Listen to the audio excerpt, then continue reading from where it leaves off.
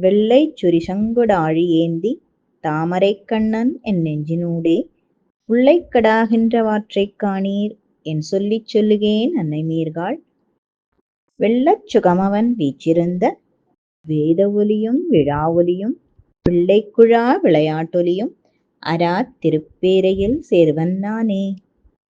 ஆழ்வார் தென்திருப்பேரை ஸ்ரீ மகரநெடுங் குழைக்காதர நினைச்சி உருகி பாடின பாசுரம் இது.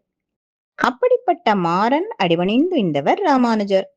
அது மட்டுமல்ல, ராமாயணம் என்னும் பக்தி வெள்ளம் குடிகொண்ட கோயில் ராமானுஜர்.